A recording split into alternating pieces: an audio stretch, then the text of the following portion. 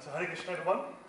So for today's topic, when Radhavina asked me about presenting this topic, I was thinking, normally what happens is we get the Gita, we get the Bhagavatam, and we start to explain philosophically how to address whatever topic you're discussing in jamming.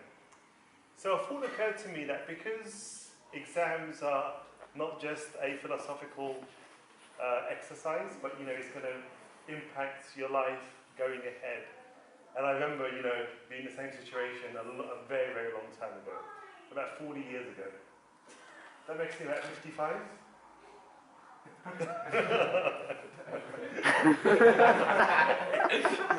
You notice my wife was the first one to laugh. Did you notice that? So then what I was thinking is that in order to bring... Now, one of the most toughest parts of the philosophy is to try to bring the philosophy to life. And when I mean bring philosophy to life, try to present the philosophy in such a way that you can actually take it home tonight and start to implement some of those concepts that would directly hedge and give you an advantage when it comes to revising and exams. One of our kids has just woken up, by the way, so Mum has to go and see him. Our boys aren't late night boys. Give them about 10 years, I think they'll be all-nighters, won't they? So in order to make this topic very useful, so you can go home and you can immediately implement some of the principles, I was speaking to my wife and I mentioned to her that because in Ayurveda, which is Krishna's science on life, diet, our existence, in Ayurveda there is so much information in there that Lord Krishna expresses and explains that directly addresses how you can revise better and be very successful in your exams. So these are some topics that are not so well known in our society or our movement. So what I was thinking that we'll do is for the first half hour, Ananga Sakhi, she'll be sharing some of those tips that you can take home immediately and start to apply if you wish to. And then for the second half hour, I'll bring it back to the boring of philosophical side. And then I'll basically try to share some points about the role of exams, revision and life, more importantly life after exams, and how you can fit that into your Krishna consciousness to actually make you more enlightened and advanced spiritually. Okay? So that's how we're going to do it. So for the first half an hour, I'll hand it now over to Ananga Sakhi to go through. And I also wanted to know a bit more about Krishna's understanding of medicine. Just basically because I don't know if any of you have any background in medicine or neuroscience or anything like that. I kind of ended up doing neuroscience very randomly. Between lectures. So I couldn't do the modules I was doing to actually do neuroscience. And one of the things I was learning about was memory. And part of my reading and understanding, I had to understand why we remember things, which is quite relevant to what you guys will be doing today. And I realised they don't know. They'll have thought, they'll do some tests, they'll do an experiment, they'll write a paper on it, they'll come up with an idea, and then a couple of years later they'll say, well actually that's not how we do it. There's another way on how we do it. So I used to find that a little bit odd. I was like, okay, this stuff's great, but I would want to learn something that I feel is absolute, and that this is actually the way to do something. So I came across Ayurveda. So I started studying that from 2002. I did a degree, and then we got married. Yay! Then had kids, and now they're a bit older, so I got back into that. So that's just... And I got initiated by Radha Maharaj in 2005. That's good about me.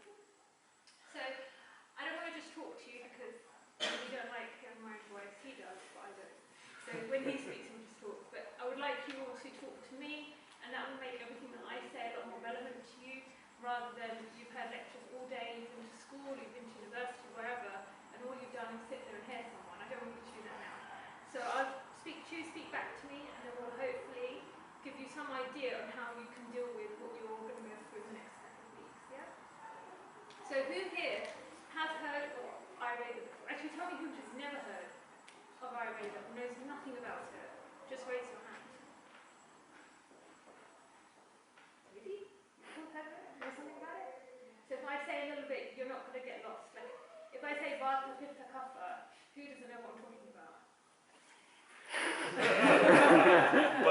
is. Okay, so you haven't really. Okay. So Ayurveda, there's a couple of, when we say Veda, you tend to think of Yajurveda, Rigveda, Samaveda, Atharvaveda, which are the pure Vedic scriptures. And then you hear something about Ayurveda or astrology, and you're like, what are these sciences and where do they fit into our picture? And then you get devotees that will tell you, oh, don't go down astrology, we don't do all that stuff, or all these subdivisional Vedic literatures we're not going to get involved with. But actually, what's really interesting is that Ayurveda and astrology and these sub-sciences are actually there to help us practically live in this material world. So disease, none of us are going to escape disease, right? At some point, all of us are going to have some sort of vyadhi or disease that we have. So Krishna, very, very kindly, has given us an entire system of health. And this system of health is not just about, oh, if you're sick, why don't you take this medicine, or why don't you eat this food? It's actually about how you don't get sick in the first place. You know, if you follow a set regime, if you think of Krishna in the temple, they have an entire regime that Krishna goes through from the minute he wakes up. He has the way he brushes his teeth, to the way that he scrapes his tongue, to the way he has his meals. There's a complete itinerary of what he does all day, and it's all based upon this concept of a daily routine that actually all of us are supposed to follow. And most of us don't do hardly any of it anymore. Not only daily routine, but there's also a seasonal routine. So you'll agree that when it's spring, your body will demand something quite different to in the winter. Most of you probably find that you can eat a lot in winter. You can just eat really heavy foods in winter and your body can digest it. But as you come into the summer or the spring, you don't want that kind of food anymore. Your body's asking you for something different. So Krishna's given us all this information. He's told us, what can I do on a daily basis? How do I look after my mental health, my physical health? How do I understand myself? Because we're all different. You know, none of us look the same. There's how many millions of people in the world. We don't sound the same. We don't write the same. So surely we're not the same on the inside. So if you've got a cough, there's no one prescription that's going to fix all of you. We have to try and understand why have you got that cough? What's going on in your body? So Ayurveda gives us that understanding. Ayurveda actually translates as the science of life. So it's not just the medical system. It talks about how to have children. It talks about how to live a long life. It talks about what cloth to wear in what season. It talks about anything and everything you can think of when it comes to living in this world. So as part of that, it also discusses this concept of stress. And I'm sure everyone here at some point has experienced stress, yeah? Anybody that thinks they're stress-free? Be honest. You had no stress in life. Gives it all to me, that's why. But, see, I don't cook, I don't do anything.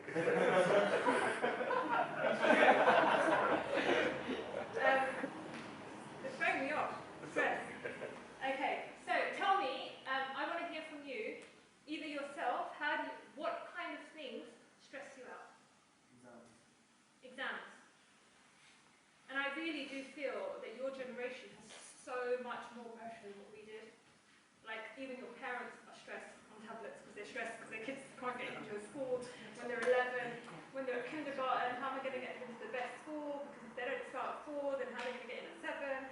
Then when they're 11, how are they going to get grammar school? Oh my God, what are they going to do for their GCSEs? How are they going to get into uni? Oh my God, how are they going to get a job? It just doesn't end, right? How are they going to find a wife or a husband? It's just so much stress.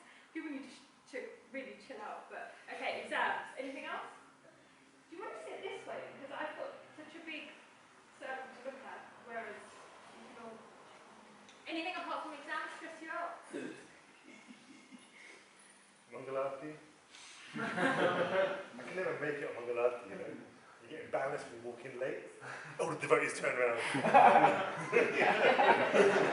can't even bow down, you know. Okay, so exams, mainly for everybody, yeah? So tell me, when you feel stressed, what kind of things do you experience? What happens? Give me anything. It could be physical, it could be mental, it could be behavioural, and I'm going to make a list.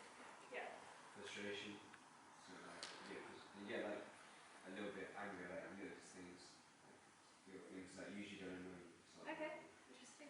Because then later I'm going to divide you're going to classify yourselves into 3 categories, and you'll realise how you fit one over another.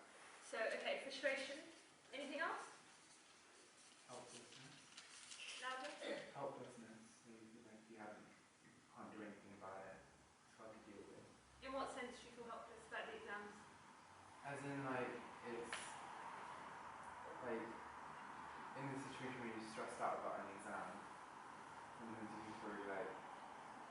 do it, like you're not going to make it. That you don't, okay. Is that even if you've studied, you can still feel the same? As in, I think just dealing with workloads in general, sometimes you can just feel like you can't do it. Okay.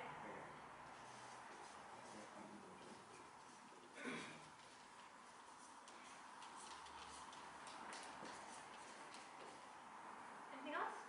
There must be a lot more things. Anything? Anyone else? Panic attacks? Have you ever had one?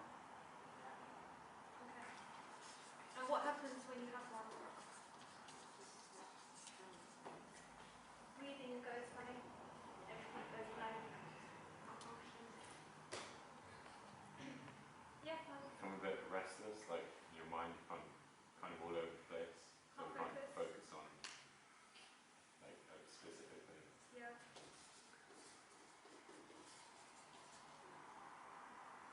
Serious answer. You're not I get hungry. Okay, that's well. I think a lot of people, right? You probably have every 2 minutes snack break. Some people say, what? That's what else is that? Yeah.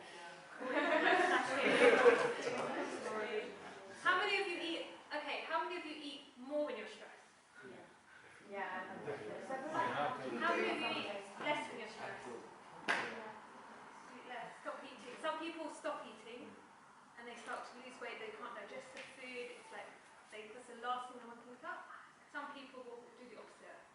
I actually made that up, by the way. That's because you never get stressed, but you're not part of this talk. Sorry. Anything else you experience when you're stressed out? Breakdowns? Similar to panic attack? Or something different? Okay, tell me what's different.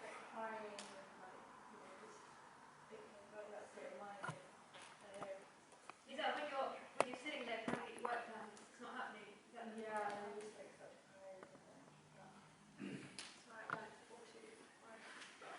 We've done a lot of exams, by the way, so we do know what we're talking about when it comes to stress and exams. I'm responsible.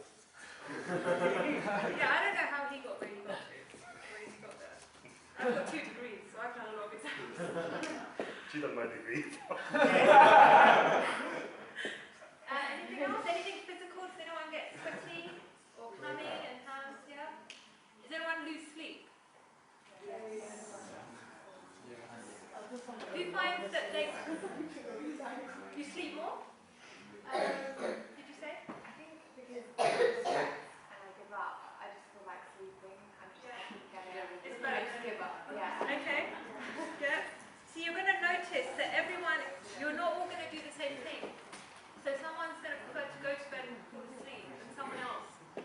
How many of you would probably fall asleep, but you get up really early? You can't stay asleep for long enough. How many people? And how many of you find it difficult to fall asleep? When you're stressed? Yeah? Okay, anything else? Yeah? Very common. Oh yeah.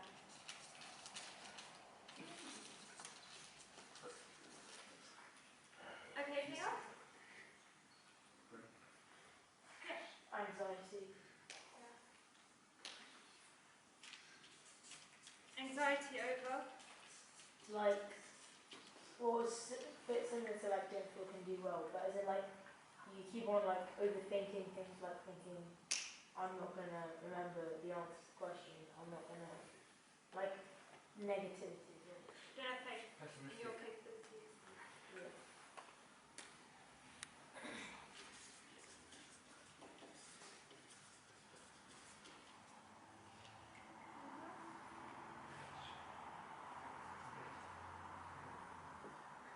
Yeah. Like when you're revising, like sometimes I just get bored. Yeah. Is that what? You're not interested in what you're studying? Yeah. So yeah. That happens a lot, I think, But up when to you're A-level, stressed, right? sorry, never Because mind. up to A-level you're doing a lot of subjects. You don't quite know when you're doing A-levels and subjects like that, you don't quite know what the relevance is in your life. Like I'm learning this, but I don't care what those chemicals make. I'm not going to with it. Realistically, right? But then you go to uni, and some of you may pick subjects that you actually love, that it's something you want to do with it.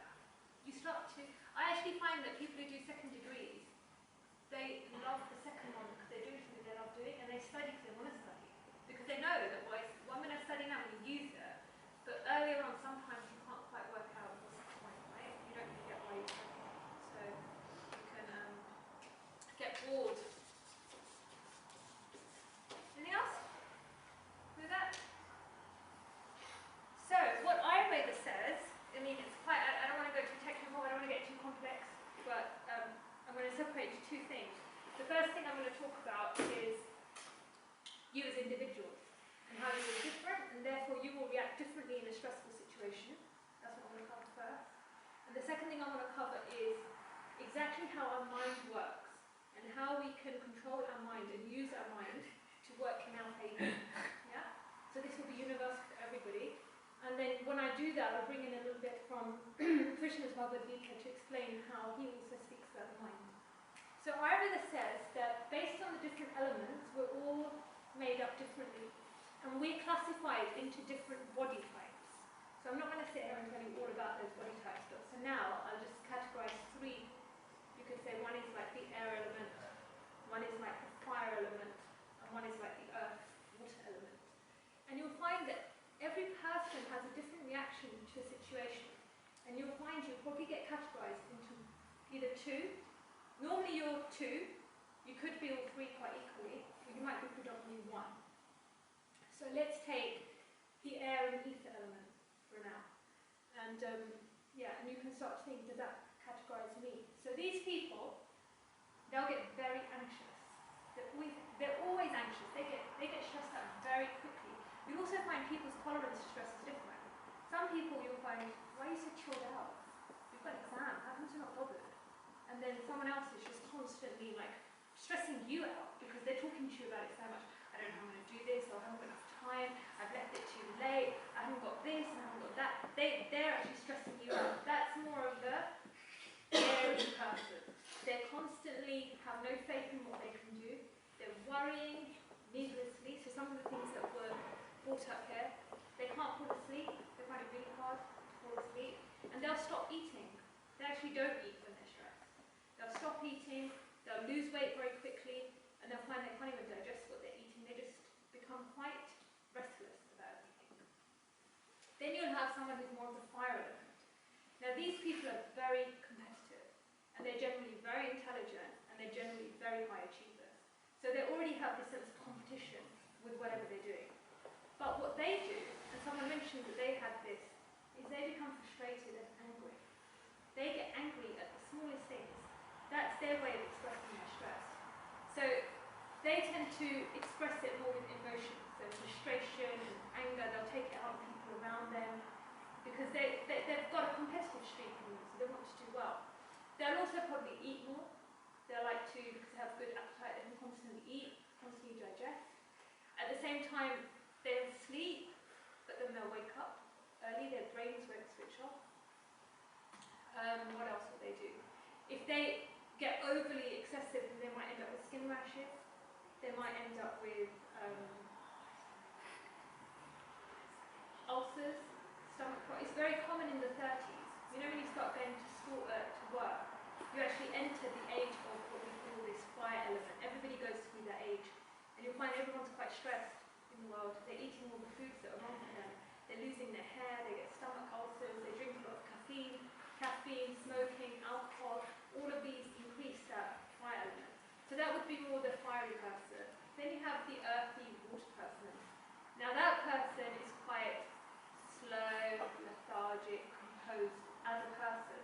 So when they get stressed, what do? They just like, oh, I've got to go to bed. I don't really know what to do. They'll start looking. But internally, they might even start to become a bit depressed. They don't vocalize it. People think they're really chilled out, but they may not necessarily be because they don't talk about it so much. Whereas a Vata person is very vocal, the air person is very vocal, the Kapha person isn't. And they'll probably eat a lot. They'll just be constantly going down the kitchen. They need an excuse. They need something to sort of make them move, but they won't. So they'll just be quite relaxed about everything they're doing. So in this way you have three. I'm sure some of you can now start picturing yourself in one category or another more. And it's interesting how Krishna explains that we are all so different and we have natural tendencies. So you can't make those tendencies go away because they were there when you were born. But what you can do is try to prevent them from getting worse. So Krishna, as I said, has already outlined a daily routine. And he explains that if you follow this daily routine, then you're more likely to keep all your bodily elements and your doshas in balance. And that will really help you to therefore not be, when you're exposed to stressful situations, to cope with them much better. I'm just going to explain briefly about the modes of goodness and the modes of nature and how they affect your mental state, because that's how you can understand how overall you can start to control your mind in order to become more equable. Because someone who's of any of those bodily elements can deal with stress properly if they have these skills. So basically the understanding is, you've all heard of the modes of nature, yeah? Ignorance, passion, and suffering. So mentally we want to bring our minds to the mode of sattva, which is the mode of goodness. When you're in the mode of goodness, then every action your mind is doing is going to work properly. So there's 3 separate actions that happen when you're using your brain. And the first one is learning. So that's when you're trying to gain information. Yeah? The second one is when you're trying to retain the information, trying to keep and store that information. And the third is when you're going to use that information in the future. So if you're in the mode of goodness, what will happen is you see something for what it is. So let's take alcohol, right?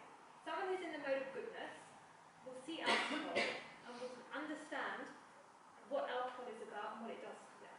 So they'll say, okay, someone who drinks alcohol, it will have this effect on the body, it makes one clouded mentally, it is not good for one's physical body, therefore it's not good. That's what they will learn. It will get stored in their memory, and then when it comes to making that decision, if they have alcohol in front of them, they will say, no, I don't want to have this because of this reason. Someone who is in the mode of ignorance or passion will behave differently. What they will do is they will have that knowledge, someone will have told them why alcohol is not good for them, but what they will do is they will say, I'm still going to have it. So their brain is not functioning in that mode of goodness. They are now becoming clouded. So they're doing something, think about it, a lot of people in this world do things that they know are not good for them, which logically sounds odd. If you know cigarettes are going to kill you, then why do you smoke them? It just sounds so like you would tell a child not to do that, but yet there's something that makes the person's mind think that it's okay to do that. So that is when you're mentally becoming clouded with the modes of passion and ignorance. So what we want to do is we want to bring ourselves into the mode of goodness. And how do we do that? What does Krishna say? How does Krishna say you should bring yourself into the mode of goodness? Ideas? Meditation. Meditation? What else? Eat proper food. Yeah? What's the key though? Rather than the actual activities, what is it that one has to do to bring one into the mode of goodness? Yeah. Like your mental state and like belief in yourself. Okay? Yeah? Chanting. Chant? Yeah? Okay, so we all know that the senses, the 5 senses, connect to our mind. So if we give those 5 senses objects that are in the mode of goodness, that will help our minds be in the mode of goodness. So the 5 senses are which? Hearing. So if you're hearing music where there's swear words every 2 minutes, and where it's talking about lusty behaviour or killing someone, then what's that going to do to your mind? Not something positive, right? That's understood, right? Even if you're hearing it on a subconscious level, it's going to have some effect on your body. If you're hearing Vedic mantras or the chant of Hare Krishna, what's going to happen to your body, your mind? Because your mind knows goodness, because it's having a positive effect. I was meant to bring the book today, but I forgot to bring it. It was a Japanese man, and he did an experiment where he had water, and he subjected different sounds and music to the different water, and they formed different crystals, depending on the kind of music, or the kind of mantras that were recited. So harsh sounds and harsh sound vibrations had broken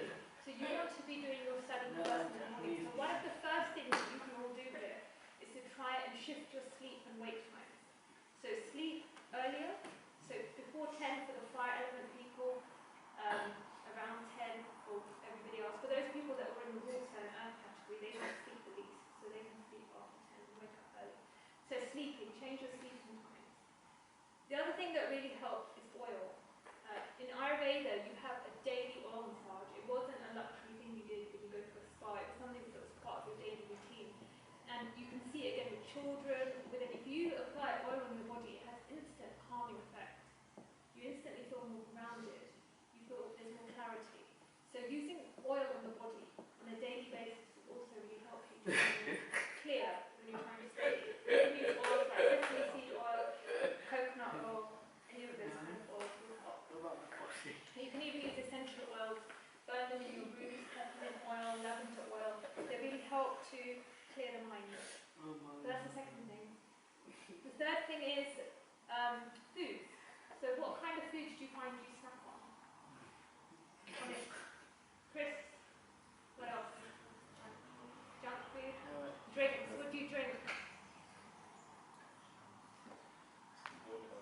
Squash. What else? Coffee. Anyone drink coffee? Caffeine, tea. Red Bull. I don't know what else there is as well. But fizzy. Do you crave sugar? Do you find you want some sugar? So again, Ayurveda will explain you need to eat wholesome foods. If you eat foods that are high in sugar, all you're going to do is in the long run increase your stress because your body is now starting to work on a more highly active level. These things are not good for your brain, your body, your physical body. So if you're eating things that are made of processed sugars, and a lot of things out there are made of processed sugars, you're not nourishing your body, you're just giving it an instant high sugar hit, and then it has a slump. And then you feel that, oh, I can't afford to do this anymore. So what you need to do is you need to eat very wholesome foods and eat regularly. So have a good breakfast, have a good lunch, and have a good dinner. And in between, you can have snacks, but the snacks should be things that are good for you. So like walnuts, nuts are very good to snack on. Walnuts are very good for the brain, almonds are very good for the brain. You can have all these seeds, sesame seeds, pumpkin seeds, these are all very good for you. Dried fruits are very good for you as snacks. For breakfast, you can have more sort of wholesome meals like porridges, something that's slow releasing in energy. Some of the main foods that even Prabhupada spoke about and Krishna speaks about are milk. Milk, I think he says, if you want to have healthy brain tissues, you have to drink milk in order to have good intelligence. And just a point about milk, I know a lot of people are vegan these days, a lot of people have lactose intolerance. A lot of that has to do with the kind of milk that you're drinking. What milk is now in the supermarkets is not really the milk that Krishna used to drink. It's been highly processed, it's been homogenized, which means that the liquid and the fat molecules have been really fastly mixed together, so you see one uniform white liquid. But actually milk is full of fat and water, and it should be separate. So you want to try and find milk which is not homogenized, ideally. You can buy it in Waitrose and places like that. And you can even buy raw milk. Raw milk literally comes straight out of the cow at your doorstep, heat it. That milk will be good for you. That milk will provide strength to your brain, to your mind. It will make you feel much better than having sugary drinks. The other thing that's good to add into your diet is ghee. Again, ghee is something that's very good for your intelligence, it's very good for your intellect, it's very good for even your digestive system. So you're feeling hungry, you're feeling anxious, have some ghee. 1 teaspoon of ghee in the morning. Now, anyone who doesn't like ghee, I'm pretty sure that you've been brought up from the tin stuff. And if anyone who does like ghee, I'm pretty sure your mum makes it fresh at home.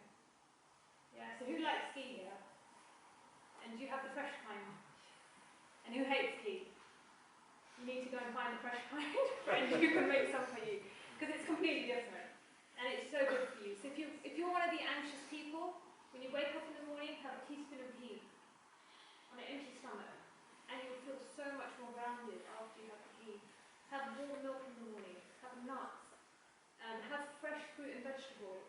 Don't have anything that's come out of the packet that you don't know who made it, when they made it, how it was made, what else went into it.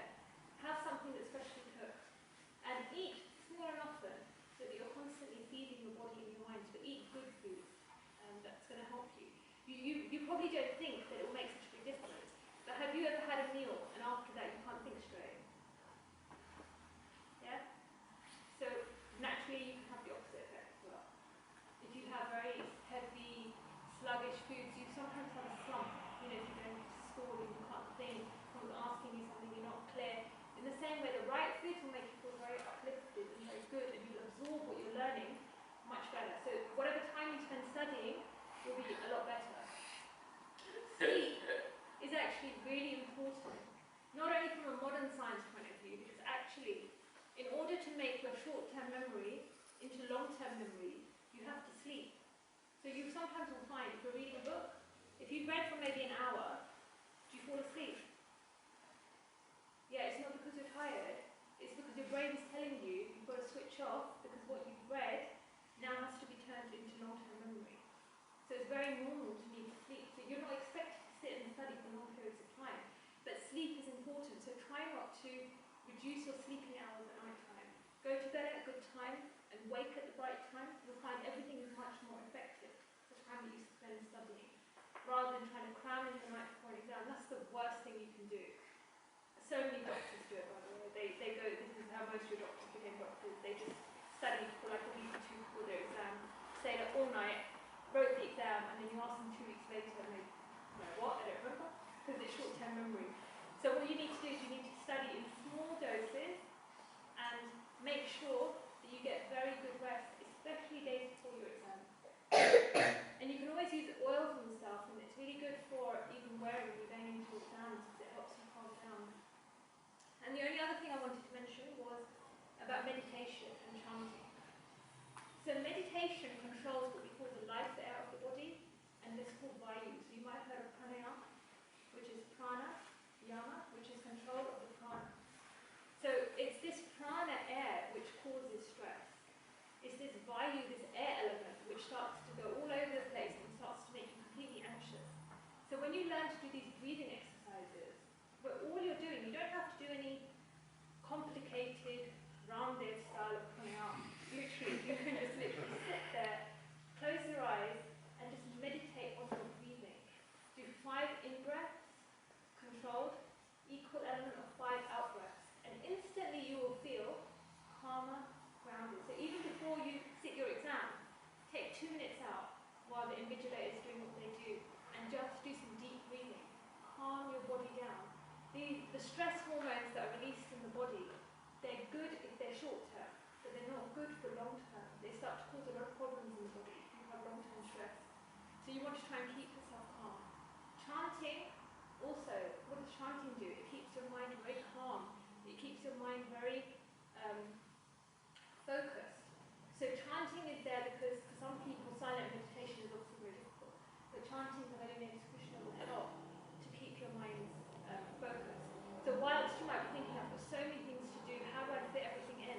I'm not saying chant 16 rounds for 2 hours a day. Even if you're doing 1, even if you do 5 minutes of breathing, it will all make a big difference if you put it all together in your daily routine. So I just wanted to, he's going to speak about the general stuff, but I'm just going to add it on. As we all know that in the Bhagavad Gita, who was stressed? And what happened? What did Krishna do? How? By giving him knowledge. It wasn't that Arjuna didn't know it, but at that moment he became overwhelmed with not knowing what to do, and it physically describes the symptoms. His Gandiva bow fell out of his hand, he started to cry, and Krishna actually called him what? Krishna called him a fool, right? Called him a fool. Krishna's standing there, you're distressed.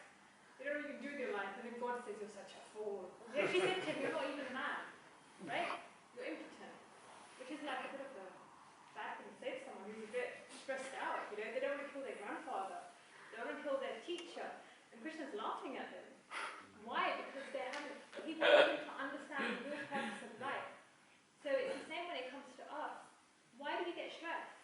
Because what we've done is we think we're in control of the results that we're going to get. But none of you are in control of what's going to happen. Is that right? This is going to be a real test when you see the Bhagavad Gita unfold. Because you're going to find people in your class that get good marks that didn't study. You're going to have people that get bad marks that work so hard. You're going to have people go to uni, good universities that you didn't think deserved to go. And you're just going to sit there going, how does this make sense? You know, I thought it was meant to be equal. If you work hard, you get the result. And if you're lazy, you don't get the result. But actually, it's not how it works. It's all previous karma and everything. This is where astrology comes into it. In astrology, you can see, oh, this person is going to get into university. This person has good mental attitude. They're going to do well. This person, even though they're good, they're not going to get what they said in life. So everything is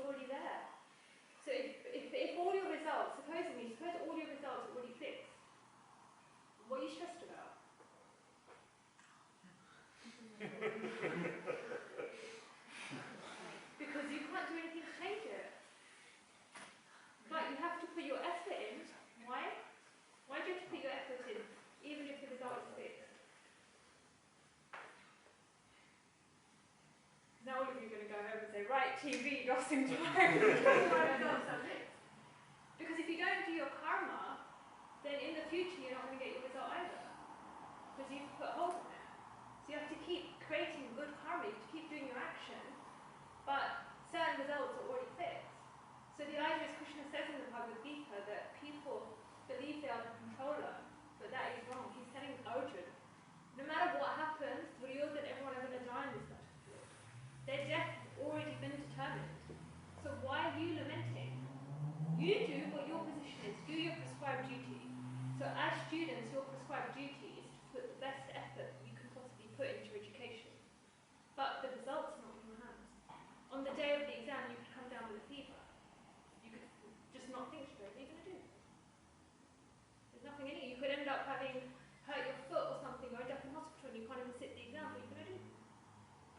There's actually nothing any of you can do, but all you can do is do the best that you can. So you in your heart can say, I tried my best. I put my full effort in. So Krishna, the rest is up to you.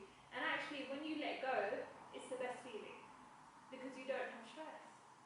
Because you're now no longer worrying. Stress is when there's a gap between your efforts and the result. That's what causes stress. And in the Bhagavad Gita, 15.15, Krishna also says that because of me, you remember everything. So Krishna, if you forget on that day, was it you that forgot? And if you remembered, was it you that remembered? Krishna allowed you to remember. So when you see it in this way, do you realize how it's actually silly to be stressed?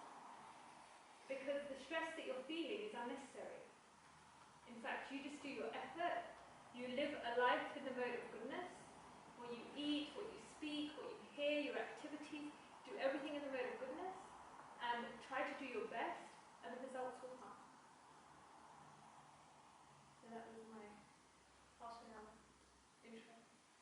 Great, wasn't it?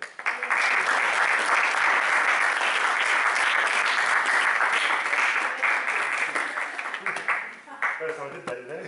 11 years later.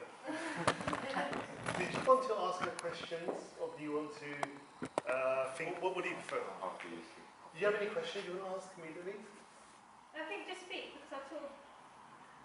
So you want a break? Don't give her a break, okay? Don't give her a I don't break. need a break, No, I she's just starting. think that I wrote... What would you prefer to ask questions after I speak, or do you want some questions pen there? and paper, if people want to write down their questions, then they can ask after if they want. Yeah, paper's on the board, pens there as well. So, no questions at the moment? Yeah, go on, go for it. I kind of find that I'm one of those people that are either really stressed about something or they don't care at all, and there's kind of like no in between. So normally, like, I know that the stress isn't good for you, but So the thing is that you see, actually before I speak, I just want to understand, I want to gauge what I'm going to say appropriate to yourselves. So I'm just going to ask you a few questions, and I just want you to raise your hand if the answer is a yes, okay? How many people here chant more than 4 rounds? Okay, alright. How many people here are not doing GCSEs? Okay, alright. Not now. Great, okay, so quite a lot of people doing A levels, eh? And anyone at university? 1, 2, 2 unis. 3. Oh, 3? Sorry, 3, okay. My eyesight's not so good. And my final question was going to be, how many of you, raise your hands if you have been studying at a private school? Okay, so Okay, personal now, isn't it? was that 1.5? No, less than that. Okay, all right, great, thank you. So what I think is very important to put into context is, as devotees of Krishna and individuals who are trying to become devoted even more, what's very important to understand is life after exams. So what's the point of studying? What's the point of getting good, because all of us study so we can get good grades, okay? So normally we have people who study really, really hard and they get bad grades or they get good grades. Then we have people who don't study really hard and they get good grades, okay? And also bad grades. And then you have people who don't study at all and didn't get any results at all. And still got a far in life. And still got far in life. So you can decide which one of those is me a bit later on, okay? Because I'm going to give you a few hints. But what I wanted to say is that in our philosophy, we talk about being the soul, and we talk about not being this body, and how we're not really meant to be acquiring, materialistic things, and become very successful materially, and become famous, all those things. These things are considered to be impediments in our devotion to Krishna. And therefore, within our own society, within our movement, this isn't really what we push as part of our philosophy. So then, if you accept these points, which actually are very common in our movement, you're going to have a really hard time in trying to do well in your exams. Because the only reason why you're going to do well in your exams is so you get a good grade. And you get a good grade so that you can be successful in life. And these grades and these revisions and the examination that you're taking have nothing really at all to do with Krishna. It's all materialistic, right? Whatever we do in our A-levels at university and college and school, it's all very, very materialistic. Therefore, how do you connect all of this to Krishna? If you think, has anybody here ever thought like that? On one side we have this very, very renounced philosophy of trying to become devoted to Krishna. On the other hand, our natural instincts are to try as best as we can to study and get good grades. Right? It's an obvious thing, isn't it? So how do we reconcile and understand this situation? The fact is that Srila Prabhupada and our Parampara, what they want to do is we want to try to push on our teachings of Prabhupada and Chaitanya Mahaprabhu throughout the entire world. And the entire world isn't actually in the temple. All of you know that. So if you think mathematically, the amount of people that come to our ISKCON temples, or for example Jamins, and the amount of people that live outside of the temple and outside of our Jamins, it's incomparable. We are not even an infinitesimal iota, right? We are so tiny that actually we probably don't even exist when you look at the comparison between the entire world and people who are devoted to Krishna. So therefore, what's really important is that if you study very hard and you do very, very well, and you become successful in that, whoever does that, they are going to be able to do a service to Krishna that nobody can do. It is impossible to do a service to Chaitanya Mahaprabhu and Krishna without getting good grades, without being a person that can be very successful. And I'll tell you why. Because if you think about it really carefully, we've got people who live in the temple and we have our own centers. Outside of that, we've got a very, very large community of diverse human beings. And the only way we are going to be able to uniquely contribute to the movement is when you can bridge the gap. So the bridging of the gap is where you take Prabhupada's message and you give it to people that are actually going to move and change the surface of this planet. And how? Because they have influential positions. Because people listen to them. And these things are not given to them on a plate. They have to study really hard. And you have to be extremely successful, very successful. And you cannot do that if you're going to be living in a temple or if you're going to be living a renounced life. It's just not possible. Because the mentality is different. You have to decide what is your mentality. Now, if you are naturally not in the temple, then you should accept that we're in this world because we want to be successful in life. Whether that's through studying, through grades, in marriage, in our families, with our children. Now what Prabhupada does, he allows us to be successful, providing the aim is to glorify Krishna. That's why in the Srimad Bhagavatam, just when I walked in, I just opened the verse, and Prabhupada's quoting this verse, Shramahi eva kevalam. The verse says that if you are doing work in the world, if that work isn't dedicated to Lord Krishna, then you're wasting your time. But if you're going to study hard and you're going to try to get good grades, if you can use that to be successful in this world, I'm telling you, there is nobody in this entire planet that can perform the kind of service that you can do. No one at all. And Prabhupada wanted us to do that. When I mean by us, I mean by individuals who are at normal schools, who are studying materialistic subjects, and we have a potential to be successful. Now, what's really important is that if we don't do this, it's not that it's bad. You have people who are naturally inclined to the temple. You have people who are naturally inclined not to study materialistic subjects. And that's fantastic, that's really good. But you know, there's no problem in life if you're not at the top spiritually. It's completely fine.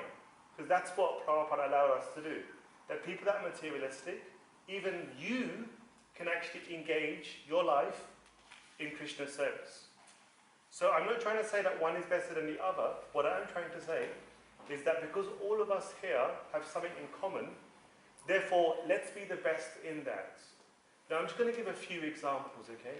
So Krishna's teachings, it is the most highest form of culture. It is the most highest form of ethic and value. And if you, for example, want to be a dentist, a doctor, a banker, like for example, I'm a banker.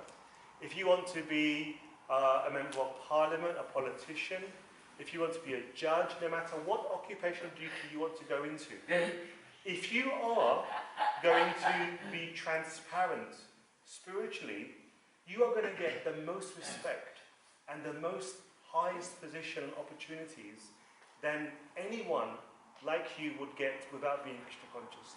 This is a fact. I'm telling you, I work in a building where there's 11,000 people in one building. Okay? 11,000 people work in one building. Now, in this one building where I work, where there's 11,000 people, it's 600-foot tall building. Okay? Within this building, people are very successful. There are people who earn like, £5, 10 million a year. They are very successful. These people, regularly, if I just look outside on the side of my desk, you've got the Prime Minister coming from different countries, you've got royals coming, because they all obviously have financial needs. So people listen to these people that I work with. Now check this out. Out of 11,000 people, 2,500 have heard Radhanath Swami speak. Isn't that quite a big number? 2,500 of those people, only about 30% are from an Indian background. And none of them come to the temple. But they read Journey Home, they read in Prabhupada's books, and a lot of them are probably chanting as well. The question is why? They don't follow our principles, they don't eat vegetarian food. Why? Because even though these people are very successful, for example, so on my desk is about from here to about the end of this wall, okay? And there's like 1, 2, 3, there's probably about 7 people this way, and another 6 people this way. Everyone on my desk has 2 PhDs. So they have 2 PhDs, okay? And all of them think that Krishna conscious philosophy is the best. All of them feel that having heard Krishna conscious philosophy, there's something that they can actually gain and they can do with that philosophy in their life. So in my own career, so I graduated from City in 2002. So in my own short career that I've had, there's a few principles that I followed. The first thing is that I'm extremely transparent. I'm extremely transparent. Everyone who I work with, all of them know that I'm a devotee of Krishna. It's really important. If you don't make this point, you're going to be finished. Because, I tell you why, you're going to have to go to the pub to drink, Because if you don't, you won't get a promotion. All right? You're going to have to compromise all of your principles. You're going to have to do so many materialistic activities that you yourself are going to be killing yourself. So the only way to protect your Krishna consciousness is by being outspoken, by making it very obvious, whether it's physically with the way you appear, or through words. So, for example, in my own situation, I've never had to go to a pub and drink with people. You know all of the materialistic things that people talk about? I've been completely saved from it. Because everyone knows that I'm a person who follows Bhagavad Gita, and I'm Krishna conscious. And because of that, the amount of trust, the amount of respect that I've received from people, it's actually been really inspiring. I come home sometimes and I say to my wife, I'm so glad I'm a devotee of Krishna. Because people have given me opportunities and trusts that common people don't get. Because they know you'll be truthful, they know that you're going to be dedicated, they know that you're going to do your work correctly, and you know what's more important? They know that you're going to act ethically. Now, I work for the bank. In fact, I work for the actual team that have been on all the papers and all the press recently, the private bank of HSBC. It was actually my team that won. You might see my name there as well. So the thing is that the point here is that when people know that you're Krishna conscious in your workplace, having had successful revision, successful grades, and you can make that jump into a good job, then it's going to be to your advantage. And what happens is the more opportunities that your Krishna consciousness is going to give you in your workplace, the more you're going to be able to do for ISKCON. And I'm telling you, that kind of service, it's just not comparable. There was a time where our ISKCON sannyasis never used to go to corporations. Never, ever, ever. We just did one program in 2011, and now that's become a fashion. That's become a fashion. So now, ISKCON sannyasis go into corporations and preach. Why? Because we done one program where 1,000 bankers came to hear Prabhupada disciple, a sannyasi, and since then, it's now become popular. So, here's an example of unique preaching. If you go into a good job, because you've done really well in life, what you can also do is you can basically try to create corporate favors. So if you look at the world religions like Christianity or Islam, or many of the other world religions, none of them have made their mark on this planet by their own efforts. It's impossible. Because the only thing that really gets you known in this planet is money. You can have a fantastic philosophy, but until people are not going to buy into that philosophy, and until people are not going to give you facilities to host that philosophy, until then, no one will listen. That's why Srila Prabhupada made temples. Prabhupada made temples so that people can come into a place where everybody is in a place and they're dedicated to trying to be Krishna conscious. They see people in saffron robes, in white robes, they see family, they see the deity, they see people having prasad, and they can spend an entire day there and many, many months and years there. So therefore Prabhupada made temples. Now how do you make temples? Nothing comes for free. So you find that the world religions out there, all of them are connected to corporations. All of them are. And these corporations, they actually feel, if you work in a place, and that place feels that your philosophy is actually something good for society, you will be inundated with donations. You will not need to go on the street and beg. It's just not required. So, for example, you probably know that we had one of our old buildings in Leicester. So that used to be HSBC's bank, and now it's the temple of Srila Prabhupada's. Unlike that, there were a few other real estates as well that we're organising so that ISKCON can expand its presence in the UK. But the point here is these are just two small examples. What I'm trying to do is I'm trying to impress upon you that these things are done in a very simple manner. And all of these are done if you actually make this sankalpa, or you make this determination that I'm going to do well in my exams so that I can become successful. And when I become successful, I'm going to bridge the gap between the world out there and Krishna's teachings. And if you bridge that gap, you're going to find that your own Krishna consciousness is going to go sky high. Because just imagine, okay, there's a building with 11,000 people, okay, and there's 42 floors. You see the size of that table? Landscape it as a plasma screen. For 6 weeks, okay, so I'm a disciple of Adnan Swami since 96.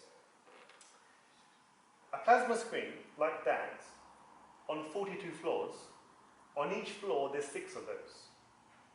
And we've got 30 lifts. Okay? For 6 weeks, I saw Adnan Swami's photo on all plasma screens in my bank, beside Krishna's picture. And everyone's thinking, wow. So I walk into my work and I see my spiritual master on every floor, every floor, every floor. Now, how is that possible? Think about it. Because one person bridged the gap. He took Prabhupada's philosophy and he presented it to people that are happy. You know, in this world, you do get people that are happy. You're actually crazy if you think people are not happy. They've got money. I know people that are happy. This is now not 1960, it's not 1970. There are people who are very close to being free from diseases. There are people who are happy. There are people who are non-Hindus, non-Krishna conscious, and very religious. The chairman of the place that I'm working for is a Christian priest. Sir Stephen Green. He's really happy.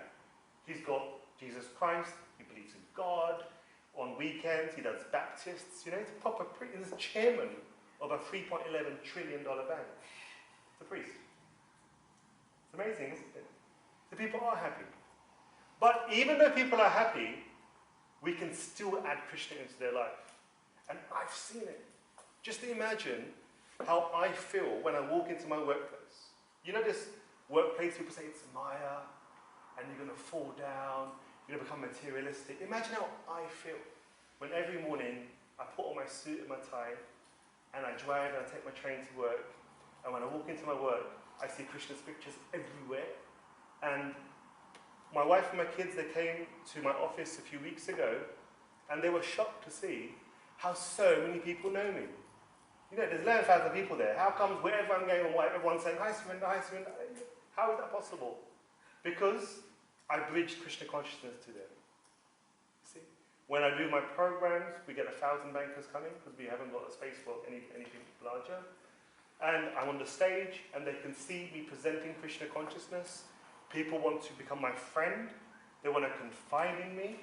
They want to give me opportunities to work for them and to do various projects. Because why? They trust somebody who is a devotee of Krishna. So I'm using my Krishna consciousness to a great advantage in my workplace. And I'm absolutely overwhelmed. I'm really grateful to Krishna. I'm really grateful to my spiritual master, Srila Prabhupada, that I'm able to do that even now as I speak. And I believe that this thing is really simple to do. It's so simple. All you need to do is make sure that the results of your revision and your studies are aimed in this way. And you will do preaching that no one can do. No sannyasi, no devotee, and no other person that's devoted to Krishna. Because Krishna wants you to do that. Krishna's given you that position, that opportunity to take his message into places where it would never go. It would never go. And if one person can do that, millions can do that. Because Krishna wants it to happen. And you're going to find that the entire society of ISKCON are going to help you to do that. And I'll tell you something, that you don't have to have an education to implement Krishna consciousness in your workplace. I'll tell you that factually. In my own life, when I was doing my GCSEs, at that point I wasn't a devotee of Krishna. Now unfortunately, I don't come from a family that's affluent. You know, a lot of Indian families, even Western families, the parents are working, they have good jobs, you go to private schools, or you know, you have family around you, you have inspiration, or people getting good jobs. I'm completely opposite of all of that. completely opposite. And in my life when I was growing up, I had absolutely no interest in education at all. At all. So of course, you know, I hardly went to school. I just used to bunk and do stupid things in my life. But what happened was, when I became a devotee of Krishna, when I was about 15, then I realized that because I'm not going to join the temple, I'm going to have to get a good education. Now at that time I had just started college, sixth form in fact. And when I started sixth form, I became top in the entire year. And it was only because I became Krishna conscious. Because when I became Krishna conscious, I realized that I'm going to have to utilize my education in such a way that would make me an opportunity to serve Krishna in my own occupation. That's why as soon as I became a devotee of Krishna, I immediately changed my entire outlook. From sixth form, then I went to, then obviously I was in college. Then after, and I done extremely well in my grades from that point onwards. Don't ask what I got before that, because there's probably nothing there. Okay. And then I went to university. I didn't really work at university as well. But the point here is that, why did I do all this? Because I was going in a direction. So I used to have my own mobile business when I was at school, believe it or not, which is why I hardly used to go. I was the one who bought Apache. I don't know if you guys are probably too old anyway. But we used to have like really popular Indian kind of music celebrities. So I brought them to the Hippodrome and Equinox. I used to, promote raves for, at that time there was no Indian like parties, So I was one of the people that first started that off. Even now on the internet you see my promotion team on there. So I would have actually got into business and probably made lots of money and just be really materialistic. But when I became a devotee, I stopped all of my businesses, all of them. And then I dedicated myself to my studies because I wanted to utilize it in Krishna service. And it's overwhelming. It's overwhelming about how much you can do when you can actually utilize your Krishna conscious teachings outside of our circles. Because imagine when you go into an occupation, what you're doing there is, and to be honest, most of you and others will probably do quite well in your studies. And you probably are going to go and get a job. But what I'm trying to say is that when you get that job, you should really make that fully Krishna conscious. And it's extremely simple to do. It's very simple to do. Because our philosophy is highly respected outside of our circles, our temples, our people. Our philosophy is well respected. In fact, it is. It is the most scientific and the most active, the most approachable philosophy of God you can ever get. And no matter how successful, no matter how happy, no matter how rich people are going to be around you where you work, they will take to Krishna consciousness. And when they do that, you'll be inspired in such a way that no one could inspire you like that. No one in the temple, no one outside. Because it's a fact. It's very easy for an Indian person to become a devotee. When you see somebody who's not from an Indian family, but they're extremely rich, to have chauffeurs outside waiting for them to say, take away. And now they're embracing, they're hugging physically, they're giving money away to ISKCON, and they're encouraging our people to come on board and lecture, and they're trying to change some of the policies of the corporation to make it more ethical. You're actually going to be helping to shape and mold and improve the planet for future generations. And how are you doing that? By bringing Krishna into your workplace. So I just wanted to give you all a heads up about life after exams and how you can really make your Krishna consciousness so sky high if you were to take that into your future workplaces. And you can only do that if right now you build the foundations of good revision and good grades. I somehow or another stayed through, okay? But don't follow my example at all. I became a devotee just in time, and I just managed to, get my head right on and do well at college and at university. Otherwise, I would not have gone in that direction. For yourselves, I think it's amazing that you have that opportunity. And the final thing I wanted to say is about businesses. If you want to do a business because you're scared of non-devotees, then you're in the wrong movement. Because in our movement, we're a preaching movement. You see? So we don't think ourselves better than others. What we want to do, we want to give Krishna to others.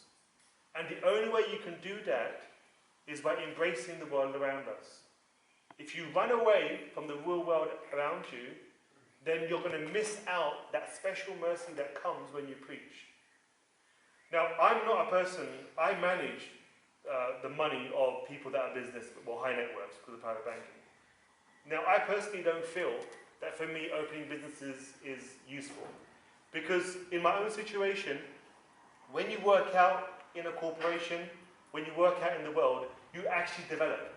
You actually see how people professionally carry themselves out. You won't see that otherwise. If you're going to be in your own little family running your own little corner shop. It's not going to happen. And secondly, when you also open your own business and you do your own businesses, there is a problem about taking a risk.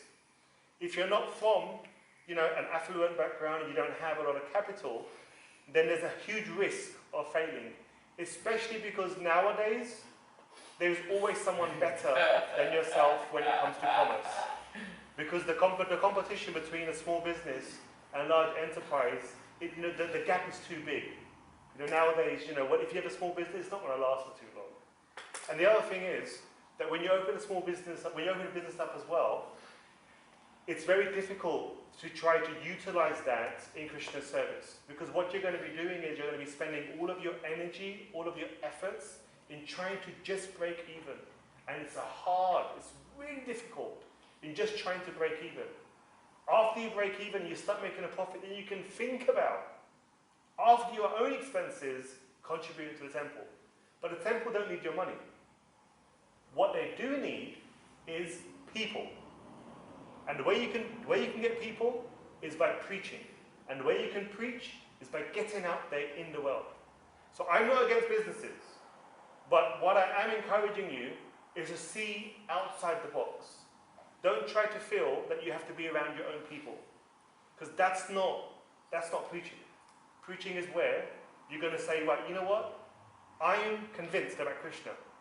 And whatever little I know, I'm going to go out there and I'm going to share that with people. And I'm telling you, you'll be shocked. The most advanced and the most junior people, they're all going to be attracted to Krishna. And you will take the credit.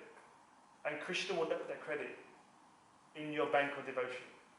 And you're going to see that every time these people make one step closer to Krishna, you will make advancement.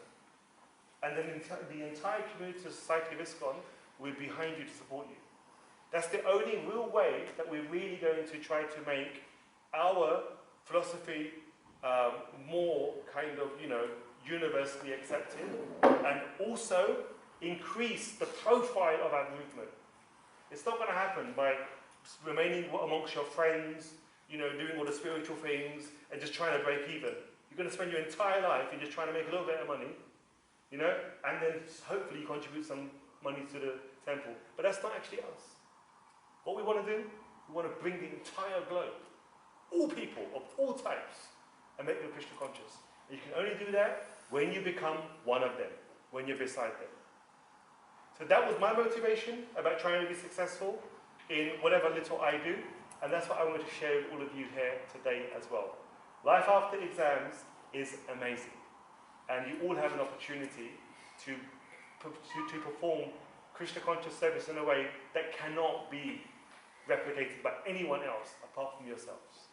So good luck, and I hope some of these words, kind of encourage you to be successful for your exams and after.